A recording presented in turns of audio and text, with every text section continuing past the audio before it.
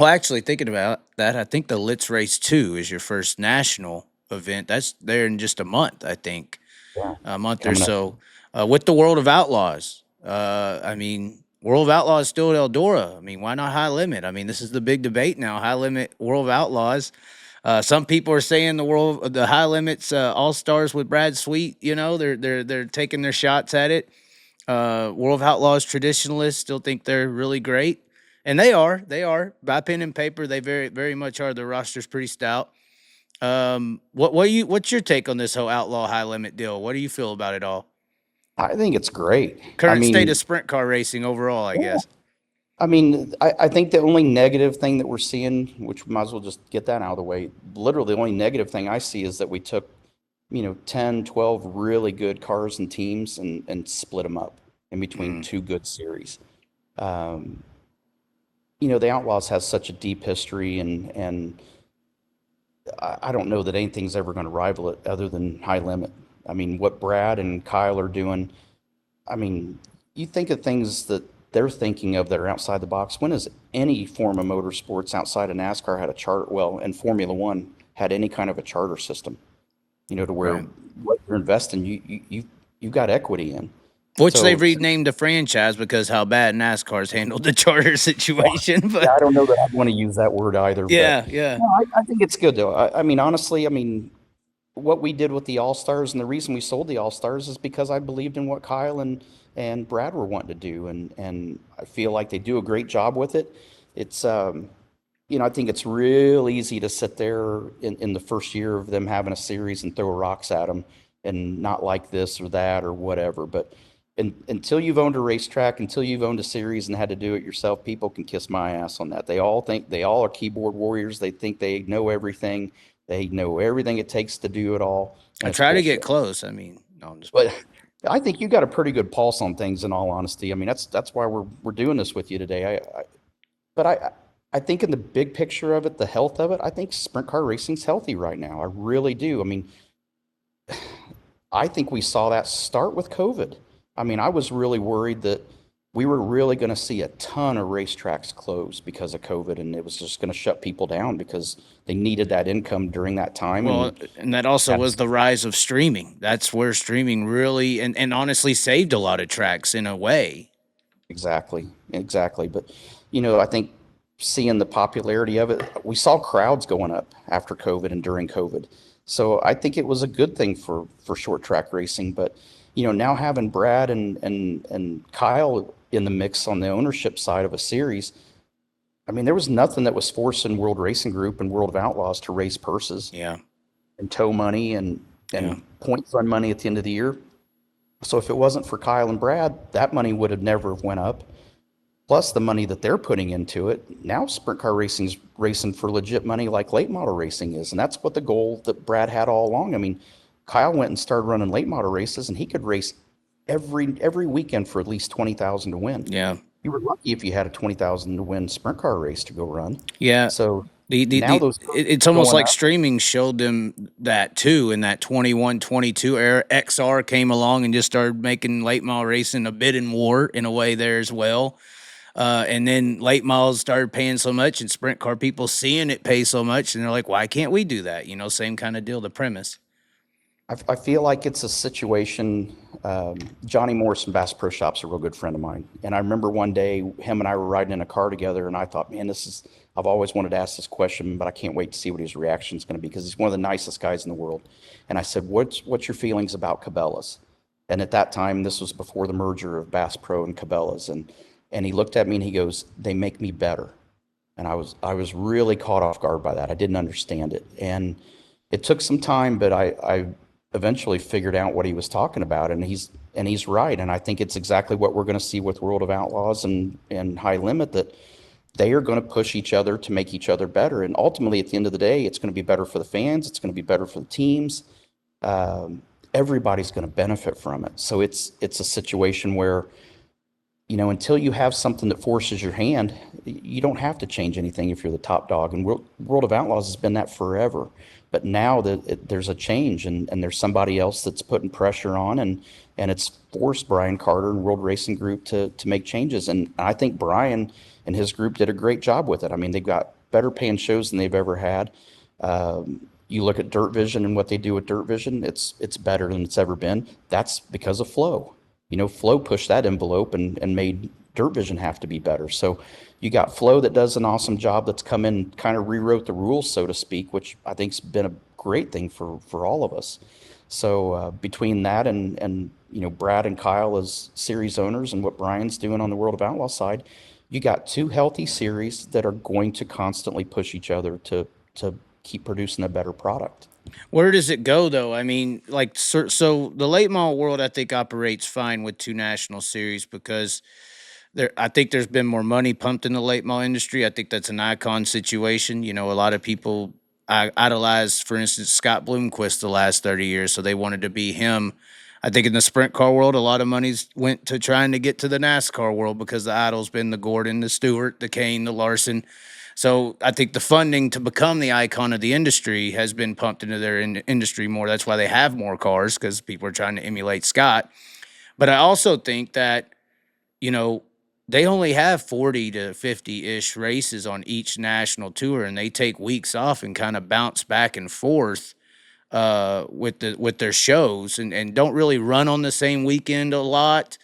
And then they have their big Super Bowl events, whether it's a North South or your events at Eldora, where it's like, these are kind of more of an AFC, NFC deal. And then they have this battle match or whatever. That's why sometimes, a few years ago, I think even Dirt Tracker said, make Dirt Late Model Championships great again because it felt like winning a World 100 was more of a thing than winning a late model championship, whether that's Lucas or World of Outlaws, because you could say you beat them all.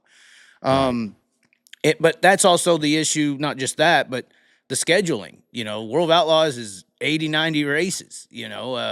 High Limit's only 60, but they're off so that their guys can go run Knoxville Nationals and premier events. And if those races were high limit events, they may not have as many races off. They probably will have a 70 or 80 race schedule. So it seems like it's harder. I mean, it sounds good. Maybe the sprint car world could be like the late model world, but due to the scheduling and what the fans are used to, a full weekend every week event, I think that's going to be a little more difficult to accomplish. Yeah. And you have lesser teams to spread around. I think what you see that's different with the World of Out or with the late models versus the sprint cars, you have Brian Carter, you look at the portfolio of what World Racing Group has between the World of Outlaw sprint cars, World of Outlaw late models, UMP, Super Dirt. Super Dirt Series in the Northeast, UMP sanctioned everywhere. I mean, they've got a lot of irons in the fire, and so they got to look out for themselves all the time. Where I feel like what Kyle and Brad bring to the table is they still have that same mentality of having big events and doing big shows and big schedules and this and that, but they also realize the history of the sport, and there are races like Kings Royal and Knoxville Nationals that, yeah, may not necessarily have World of Outlaw. The World of Outlaws don't necessarily sanction all those, but they're a part of them. But they let their drivers be a part of it. Where Brian's come off, he wouldn't let him run anything, and now he's at least letting him run 4 races outside of the World of Outlaws. But that, I think, is one of the things where Brad and Kyle were really smart of. You don't necessarily have to have 80 or 90 races to support your series and make it make sense financially for them as a sanctioning body. But what they have done is take care of the racers and say, hey, we're going to give you the weekend off because there's a big show over here that we all want to go to. And it may not be a high limit show, but who cares? We're doing this to take care of each other. So they're looking out for themselves as a sanctioning body, but they're also looking out for what they feel like is the best interest of the racers as well. I don't think Brian's business model is quite the same, but for different reasons. It doesn't mean that he's wrong, but he has to look at it from a different angle than what Brad and Kyle have to look at it. Well, I mean, I kind of think that, the Outlaws are somewhat responsible for High Limit being a full-time series right now because they didn't let their guys off to do those 12 races anytime they wanted to. Before High Limit announced they were going to do a full-time deal, I felt like Flow. I feel like even though it's High Limit, I feel like it's Flow. I feel streaming companies are very important, especially Flow at this point. They have a lot of capital. They just did that Dream Sports deal, and now they got $100 million, I guess. It seemed like they kind of just wanted to have a Flow Racing Night in America deal with High Limit, where Flow, okay, we understand to bring the eyes in the late model world, we just need the big names, and that's Davenport or Pierce, and to get those guys in the late model world, they just had to throw 20,000 to win on a Tuesday, and they could get them. But then Yeah. they looked at the sprint car side, and the Outlaws had this, like you said, no competition, had the teams locked down and whatever. However, you can't do this, you can't do that, and I think there's like, well, we'll put this midweek in there and make Kyle and Brad make it sound all like this great thing, and then it seemed like that the Outlaws just kind of rejected working with High Limit and Flow in there in the beginning of letting them race. And that kind of spurred the response of, well, then we're just going to start our own damn series if that's how it's going to be, and Well, again, as long as there's nobody putting pressure on you to make a change, I mean, your teams can sit there and complain all they want and say, well, we want more of this or less of this and this and that. Well, they don't, a sanctioning body doesn't have to do that if they don't have, if there's not pressure, outside pressure to do it. If it doesn't fit what's best for them as a sanctioning body, they don't have to do it. Well, when you get enough guys that say, we want something different and they want to change, and they go over and start something, now you've got that pressure. right. Now you see how it went from 0 races outside of World Outlaws to at least 4, but the purses, the point fund went up. I mean, that at the end of the day is better for everybody. So it's it kind of goes back to that Johnny Morris thing of having some pressure from somebody makes you evolve, makes you sit there and think, how can we do things better? And at the end of the day, it's better for everybody. It's better for the teams, the drivers. It's better for you and the media. It's better for the fans, for the track owners. It's better for all of us, and it's going to keep growing the sport. Well, it seems like, some of the probably some of the bigger complainers when there was no competition about how the Outlaws did things are some of the complainers of this high limit deal going to take the Outlaws down, and heck, whether that's Ginger Kitty and Cody Jacobs or whatever, I mean, it does seem like people see this high limit thing as a threat that's going to take the Outlaws down. Now, in general response, I mean, with that franchise system they got coming, that's supposedly happening 28, 29. If it gets up to the numbers they're projecting, that's going to be tough. And in the defense, if you take a few of the marquee teams off the Outlaws right now, there's not too many guys, back to not enough stars of the industry. There's not really too many guys left. If you take a few of the hitters off of the Outlaw roster and throw them on that high limit side, I just think it's going to be real tough to have two series living, in a I way. just don't see it happening. I honestly don't. I think there's room for both of them. I think there's people that, and Cody Jacobs is a great example. Cody's been around the world of outlaws his whole life. So to him, I mean, that is his life and that's his passion.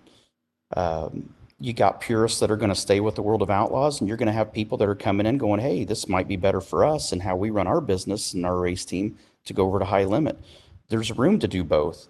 But for instance, say you lose Gravel and Macedo to high limit, how are you going to Sure. sell? I mean, Selzy and Shot's going to be your main sell ticket now with maybe Hod. But I let's go mean, back to why would you lose them in the first place? if it's all business and they're all trying to make money, that franchise thing's very alluring to some, people are spending a lot of money in sprint car racing. I mean, they're looking at, oh my God, here's an option. Somebody doing it different, like you said.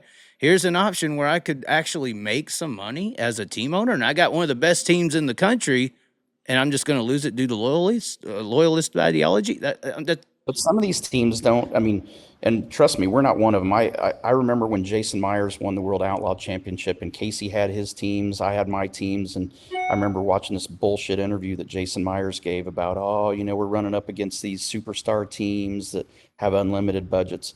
We've never ran a sprint car season where we had an unlimited budget.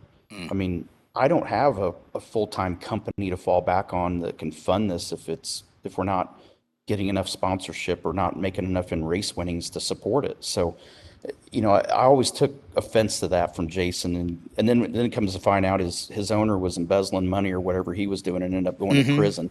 And they were testing and spending more than Casey and I both, way more than Casey and I both were spending at the time. But I know Casey, I know myself, we don't overspend on our programs. We spend what it takes to do it. But there are teams out there that don't need the funding and don't need the purse. They want they want that World of Outlaw championship. That Right. is that the history of that holds so much weight that I don't know if I don't think you could pull all the big names off of it. I just don't think so. Yeah, I mean, you look at Roth. I mean, he had a franchise team. He didn't He just didn't take it, but he still got a team on the Outlaw tour.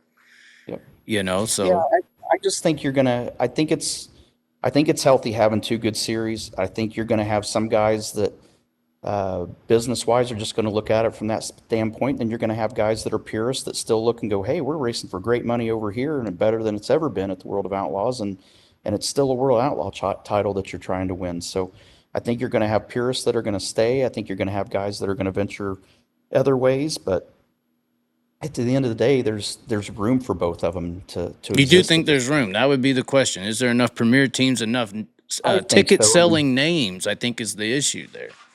I would love to see. I think in the perfect world, I'd love to see four more elite teams and drivers on each series. I think if you could get four more elite teams and drivers on each, I think you wouldn't have any issues selling tickets. Well, it takes time to build a name. That's Yeah. the problem. It takes a little, especially in dirt racing. You got to have the performance as well mixed in there. I mean, look at David Gravel's name's just getting relevant here in the last 3 or 4 years. Really a ticket selling name as far as as you're saying, one of those guys, and he's been racing for what, 10, 15? I mean, it takes a long time to develop four more. That would be hard to do in a way. But it goes back to what you mentioned too about, having the late model guys come for like a, UFC and or AFC, and having them come from different sides. That's what makes the Kings Royal. That's what makes Hmm. the Knoxville Nationals. That's what makes these events that much bigger now, because now it is the only opportunity to see all of these big teams at the same place at the same Hmm. time. Who is better and whose series is better. It's it's great for somebody like me that has marquee events like that. So I kind of like it. I like where it's at. Well, I think you could have, they got the 15 franchise projected eventually with High Limit. I think if you had 15 franchise Outlaw too, and you had an AFC, NFC, thanks for the light in the Yeah, background. we're sitting here with the sun setting over the mountain there, and I text Lee. I'm like, hey, I need some help. I need lights. But I think you could have an AFC, NFC style actual system if they really all wanted to kumbaya. I think Flow is a very big entity in comparison to the World of Outlaws and Dirt Vision. So I think it is something to be scared of in a sense as well.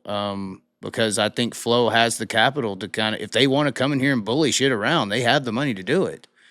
You I know, think so, but I don't know. I've never really asked Kyle or Brad or anybody at Flow, even if the ultimate goal is to take down the World of Outlaws. I just don't feel like that's what's trying to happen here. I think they're trying to make the sport better and grow the sport. Um, I would be surprised. I mean, I'm not saying that none of them think that way, because they're one of them or all of them might think that way. I just don't know. I've never asked the question, but I would be surprised to think that that's the direction that any of them really want this ultimately to go at the end of the day. well,